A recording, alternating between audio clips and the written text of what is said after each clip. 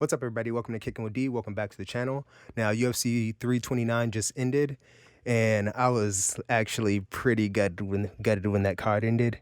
And we're gonna get into it. I didn't drop a prediction video, so I'm gonna talk about the fights, talk about my predictions for the fights, even though I didn't drop a video. But yeah, let's get into it. We're gonna start things off on a good note. We'll start everything off on the main card. The first fight of the main card was Bobby Green versus Terrence McKinney, and I thought Bobby Green was gonna win. I even bet on him. I did a parlay on this one. I got all three. I won $200. Got all three of my fucking matches, so that was cool. But yeah, the fight got a lot more dicey than I thought it would be. Terrence McKinney landed some good shots on Bobby Green early, cut him open, and then got him to the ground. Almost got a submission. Started ground and pounding him out. Bobby Green stayed moving. My heart rate since. He was the second fight in my parlay. I got the first one. I bet with the Asian girl against Tracy Cortez. But yeah, once Terrence McKinney's back was to the cage and like Bobby Green was resting on his chest, I was like, okay, cool, maybe he can win the next two rounds. But yeah, Bobby Green ended up getting him out of there with a body shot. It looked like it bounced off his elbow and it looked like a little bit wonky. Some people were saying like, oh, maybe it was rigged. But I was able to find a different angle on it, and it landed flush to the body. And the way that Terrence McKinney crumpled, it looked like it looked legit. I seen it land flush on the inside of the elbow. It probably landed inside the elbow and like came out like that. And it was just the angle that they showed on the recap. And the way that Terrence McKinney crumpled to the floor, he still had like this bottom part of his foot on the ground like that, and he kind of fell like that. So like his knee was like, he just like crumpled, and that's why like he wasn't like on both knees or anything like that. He still had his foot planted on the ground, maybe to like defend his body from another body shot or whatever, but it looked legit. Honestly,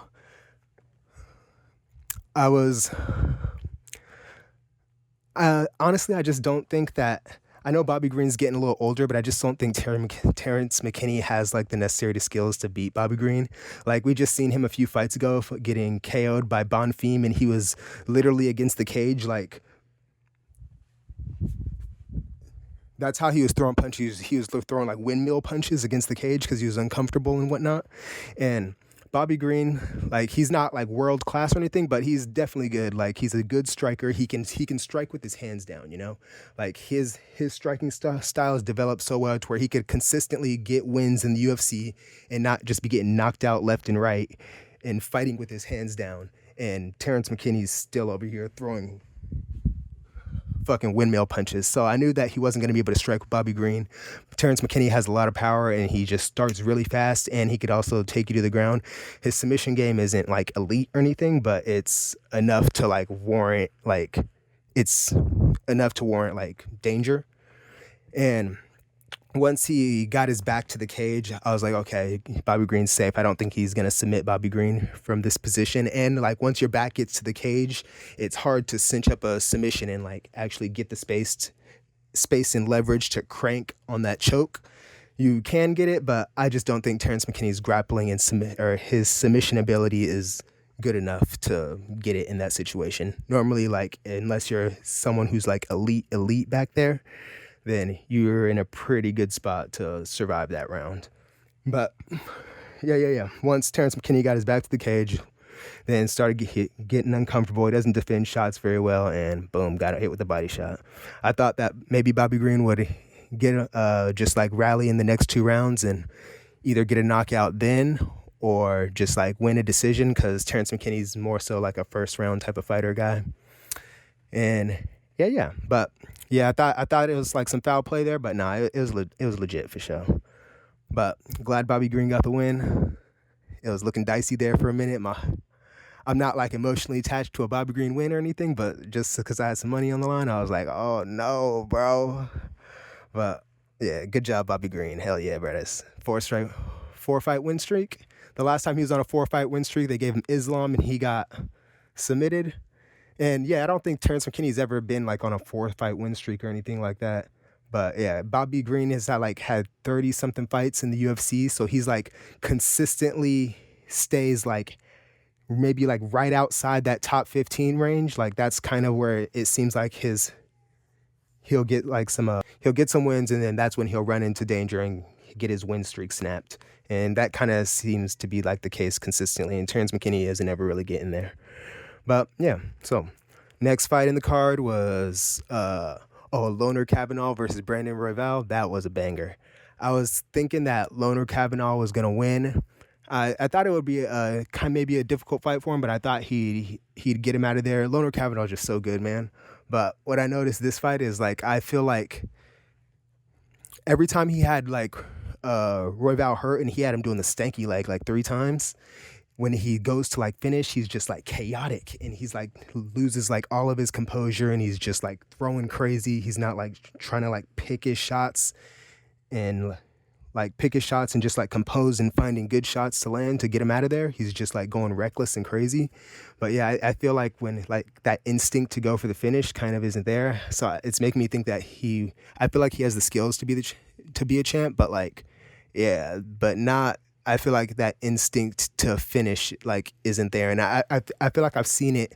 I kind of forgot about it, but I've seen it like in his previous fights. And yeah, that finishing ability isn't there. Even like at the end of the first round when he had that dude with his butt in the air and his ankles plastered to the ground, he had good opportunities to land like good shots in between his legs if he just keeps his ankles plastered to the ground, with his butt up in the air, like spread eagle shit. But he kind of like let him get away and whatnot. And even when he was like landing ground and pound shots, he was just real wild and reckless. But yeah, it was a really good performance by Royval. He showed that he is more well-rounded. He was able to take Lonnie Kavanaugh to the ground consistently, even though Lonnie Kavanaugh was just like jumping guillotines, and then he'd jump the guillotine and then like let Brandon Royval just move into side control like uncontested, like wouldn't even... Yeah, he was just jumping guillotines without any way to like keep him in his guard or anything like that. And yeah, so like going for like finishes like that, even though he was having trouble, and getting stifled on the ground, getting like some good ground and pound shots landed on him, he kept going to that guillotine and having no success at all whatsoever, which wasn't that wasn't good either. But he was able to hang on the ground and whatnot. Well, he got finished on the ground, eventually got the choke, but yeah. Lonnie Kavanaugh is really good. Just, yeah, maybe he just doesn't have that dog in him. Like, yeah, that is like, yeah, that finishing instinct. I feel like he's lacking that. Then next we're going to go to Corey Sandhagen versus Mario Batista. I thought Corey Sandhagen was going to win. I thought he was just kind of going to piece him up for 3 rounds. But yeah, Batista got him though. That was a good performance by Batista. I like Batista though. But yeah, I felt like this match was kind of like a pick'em. They're both really, really good. And yeah, Bautista's scrambles are so dope, dude. Like how he got to Corey Sandhagen's leg in the first round and got to like kind of like that. I think it was a heel hook. I'm unsure. Don't quote me on that one. But like heel hook / knee bar. Like I know he was attacking the knee. He was attacking the knee for sure. So yeah, I don't think it was exactly a knee bar, but yeah. And then even dropping Corey in the 3rd round, which basically solidified the fight for him. And yeah, Corey Sandhagen, he just don't have he needs like more power, or just like, yeah, just a way to like ice out a fight instead of just like winning a decision all the time. But yeah, good job, Batista. And then next we got Paddy the Baddy versus Benoit Saint-Denis. Okay, so I really wanted to make a breakdown for this fight. Because I wanted to like, okay, I'm literally like a BSD hater. I don't get like why like the UFC is kind of like pushing him like this. I don't want to be disrespectful, but I just don't think he's like that good. And just in case I was missing something, I went back and I watched like all of his fights, like even before like he lost to Dustin Poirier, and he's fighting like that Kyle Profilic dude who hadn't had a UFC fight in 6 years, and he was coming back and fighting BSD. And I know that BSD lost a fight or so at like 170, then moved down to 155, which is a more like, when you move down in weight classes, the people are like more technical because they're able to get more like heavyweights aren't as technical as 125ers because they're throwing less shots and whatnot. and like they could like knock each other out. But like 25ers, they're more so like not knocking each other out as easy, so they're just getting more reps in.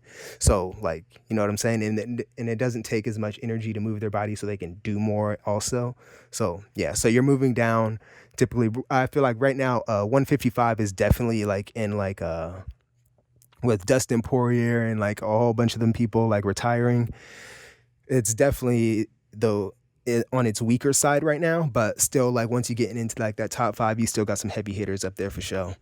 And I just don't feel like BSD fits in with that.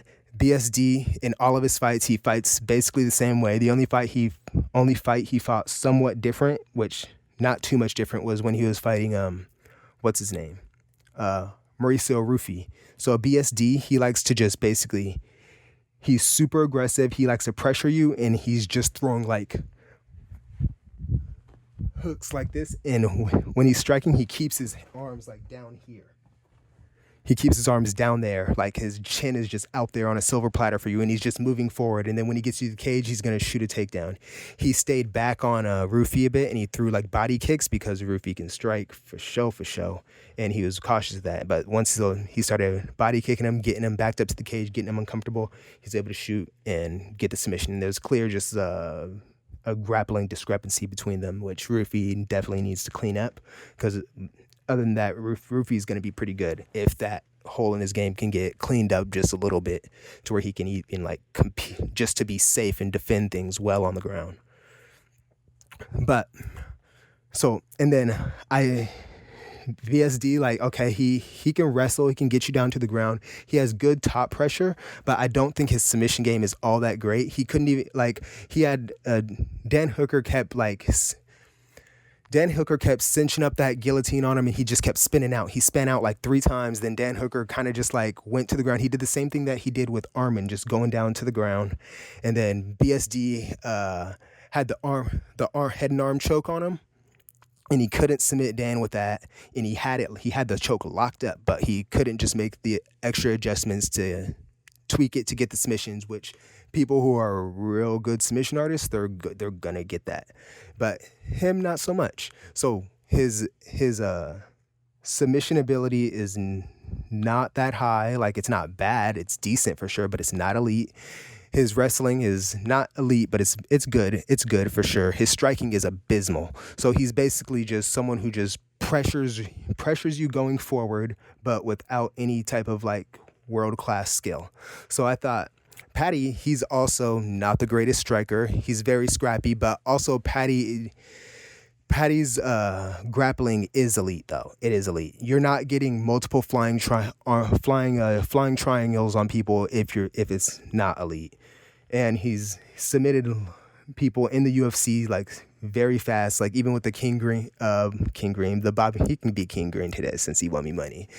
So even when he was fighting King Green, he kicked his leg out and he fell and cinched up the submission, just like how quick it was, and just bang. And even with the BSD finish today, it's just quick, cinched up, it's over. BSD tried to spin out like he was doing with Dan Hooker, but like Paddy's good. Like when you're just spinning out, you're just creating a scramble. And Dan Hooker wasn't trying to get into a grappling scramble with him, but that's where Paddy shines the best. And he tried to spin out, and Paddy's just going to cut that off. He's watching film on you, and that's basically how you're getting out of every single guillotine attempt on you.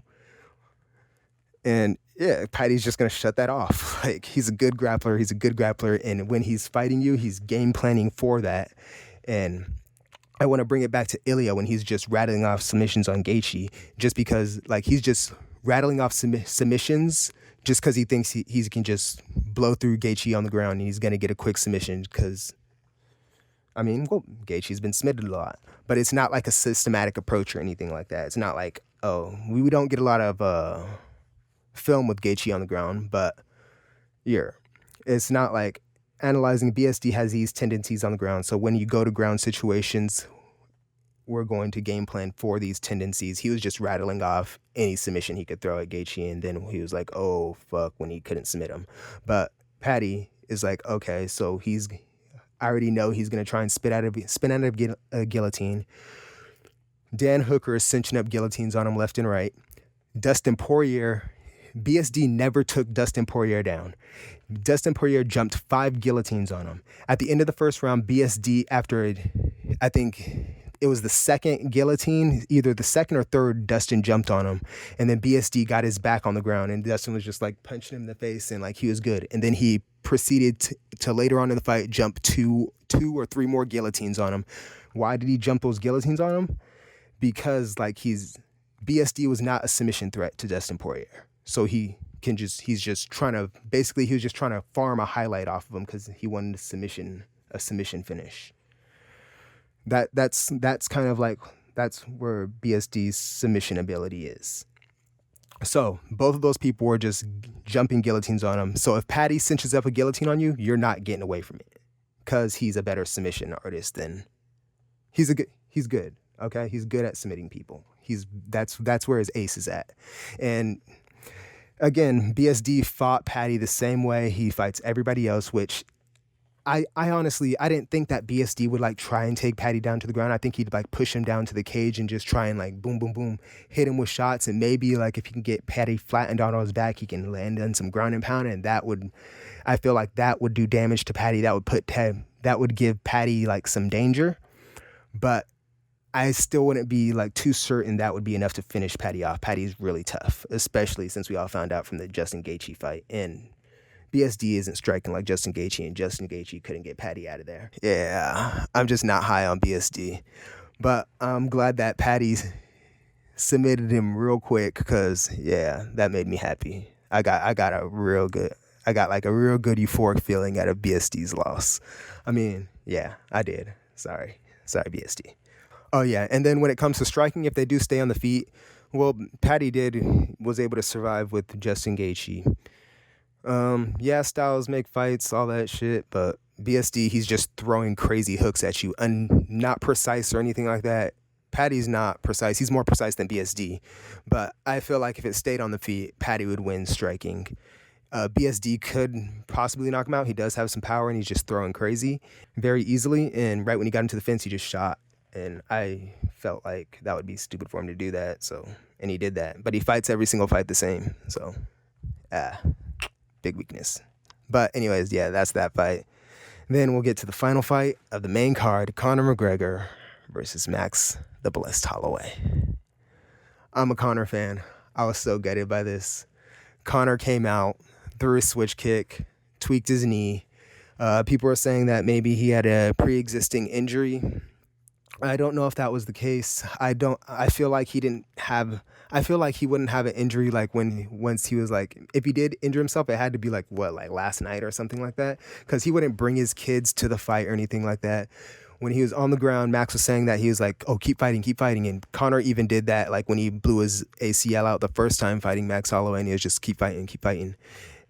And this also goes in line with like, okay, so like once Anthony Smith tried to take a shot at Conor McGregor, then Conor McGregor fired back at him, because when Anthony Smith fought Magomed Ankalaev, he like broke his foot in the fight, and then he just like gave up and stayed on the ground and just like, he always turtled and just like got walloped on until the ref called the fight, and then was just like, oh, my foot. But then there was no doctor report on it. Basically that his like foot was fine. So Conor brought that up and was like, oh, you said you broke your foot, because he was talking shit about Conor. And he's like, you broke your foot. There was no doctor report or no anything. He was like, oh, if you hurt your foot or whatever, like you were still in the fight, you could still like move and whatnot. You should have got up and tried to kick him with your leg until the leg breaks. And I don't think that's Conor just like talking shit, because when he went into the Dustin fight, he did have his leg was compromised, and he just ran out there with a kick heavy approach. He came out with a spinning back kick, and yeah, it was just throwing kicks, crazy kicks, because he just came in with a boxing approach last time. And most of the time when Conor does fight, he is coming out throwing crazy kicks at people. He's coming out with spinning back kicks. He's coming out with hook kicks. I'm not about to do that, but yeah, he's coming out with hook kicks. He's coming out with crazy kicks.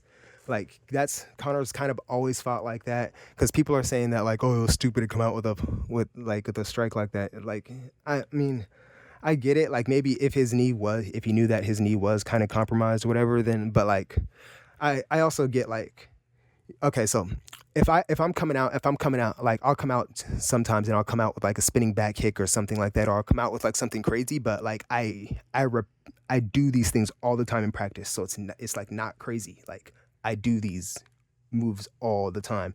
I'm not going to start off the fight with a move that I'm just like never practicing. Like, it was just a freak accident. I actually do feel for Conor fan, but yeah, I know. And Conor's saying keep fighting, because he doesn't want like the show to like you could say a lot of things about Conor, but like Conor wants like the fans to have a good show and whatnot. That's why this card was really great and everything. Conor is even talking about like on the podcast with Ariel Helwani, talking about like at the White House card when they're like had given like Tyson Fury a walkout and things like that, and he's like, why didn't you have like UFC fighters there and like letting them do the walkout and whatnot? Like Conor cares about the sport a lot, and he wants people to get their money worth. He wants people to be entertained.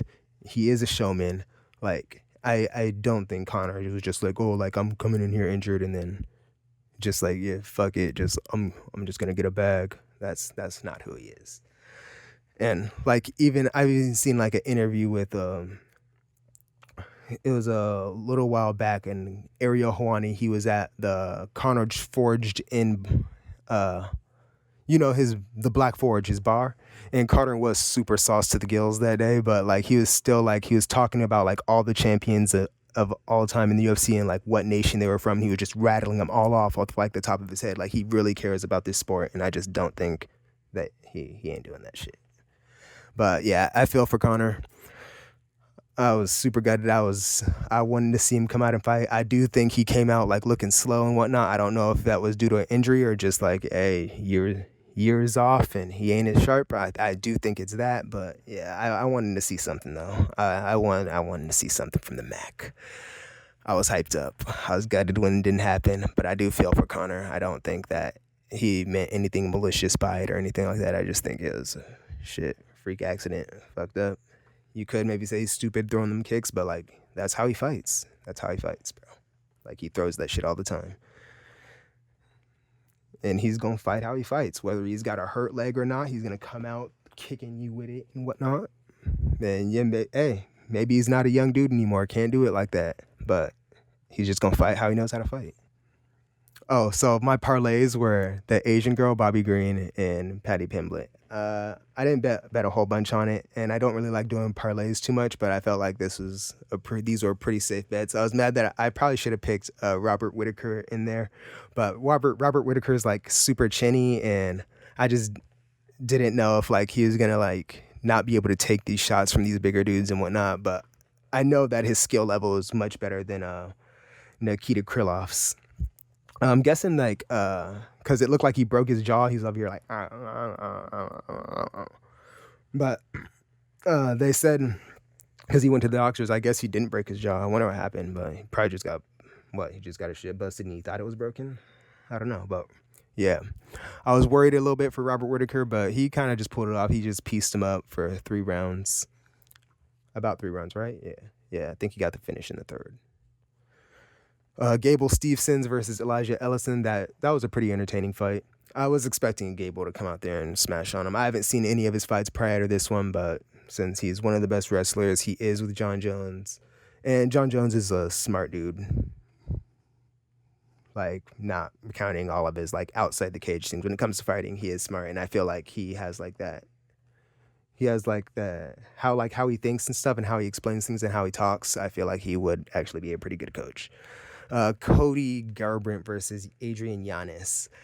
For a split second there, I thought Cody was back, but yeah, I kind of just thought that Cody would be like tentative, moving away from him, and then Adrian Yanez would eventually like pick him apart. But Cody was trying to, he just like rushed him with combinations, but he's rushing him with combinations with his chin just out there, and he just kept getting cracked, and it was only a matter of time because Cody ain't got a chin.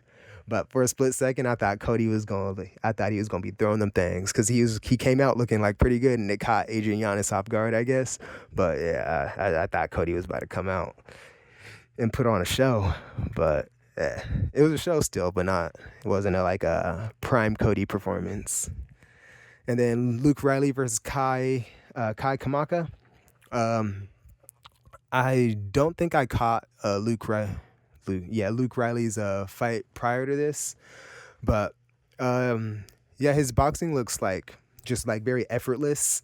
I was surprised that when he dropped him, it came out of nowhere. So I guess he does got some power. He was getting his leg chewed up, but it didn't seem like it was like bothering him like that. He was just still staying composed and pop, fighting behind his jab and looking to open shots, looking, basically just like waiting to pick his shots for the power shots. And when he landed it, boom, it was a wrap. People were saying that maybe that fight was ended early. I don't think so. Like when the ref got in between him, like he was still like he was on skates, and he like tried to like grab Luke like that, and like Luke, like he was grabbing him like around here, and his arms were still here, so he was gonna keep getting punched in the face. So he wasn't technically intelligently defending himself, but it was stopped quick. But I don't think it was a bad stoppage. I think he saved him from just getting flatlined.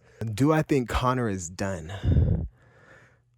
Man, like I said, I just think it was a super unfortunate injury. I just think it was maybe freak accident, whatever. I don't think it was that much of a freak accident, but it was unfortunate. It wasn't like planned or anything. There was nothing malicious about this. Do I think Conor should come back? Because I would like to see how he looks. I just want to see him fight one more time, but he doesn't need to come back or anything like that. And it would suck if he just goes out on 2 injuries. And I'm just speaking like if this was like me, like I wouldn't want to go out on 2 injuries for sure. Just like, no, like fuck it. Let's just one last hoorah, have a banger ass fight, and it's the last fight on the contract. Just fuck it. Come in there healthy. Just fucking throw down. I feel like I can like get Conor's thought process on things at times. And yeah, like if it was me, I wouldn't want to just go out on 2 injuries like that. I just want to do one last hoorah. I like to fight. Conor likes to fight. Like it's like, once you're like fighting a lot, you're fighting every single day. At like one point, I'm training like 7 hours a day. Like in a way, you become like unemotionally attached to like you're emotionally attached to like the game and like your career and everything. But like just like the fight itself, just like fighting is just a fight. Like my friend, he's like a professional dancer, right? If he's like dancing, he's always dancing with girls and whatnot. But since he dances so much, it's never just like an emotional thing. Like if your girl's like at the club dancing with somebody else, you might make you feel like some type of way or whatever. But like if you're like bang bang bang fighting all the time, it's just like, yeah, I'll take a fight. Like fuck it, depending on like your mindset. And I feel like Conor's kind of like that. And it's just like, yeah, if I went out on 2 leg injuries, I had a whole bunch of money and whatnot, but I still want to do one last hoorah. Like yeah, shoot, yeah, I do it. Like fuck it, it's not a big deal. I have the ability to do this. I have the relationship with the UFC. They can get me a fight. Like it's not going to dwindle my star power or anything like that. I have a whole bunch of businesses. If I want to just do one last fight, get out of this, maybe I want to go do a bare knuckle or something like that. Well, after this, I don't even think you should do any of that, to be honest. But if you want to, but yeah, if you want to fight, if you still want to fight, then yeah, fight. I don't really see the big deal. Like, yeah, brain injuries, all that. But like, if you're already like, you're in it, you're fighting, you don't see a big deal with just fighting a motherfucker. Just fight him, get a bag. I didn't put out a predictions video this week. I am working on like a really good video. I come from like shooting music videos, so I can edit really good, but I don't like edit these videos too much because I just kind of want to yap, and I love talking about fighting, and I just want to talk about styles and things like that and just get things off my chest because just talk to you guys about fights. I love talking about fights. But yeah, I'm coming out with a really big video soon. It's going to be super well edited, and I hope you guys like it, whoever's watching. But yeah, it's going to be good. But yep, that's all for the fight cards. Gutted about that. Do you guys think Conor should fight soon? Do you think that Conor was injured prior to the fight and was like, like being malicious about it? If you do, let me know why. But yeah, appreciate you guys. Have a good one. Bye.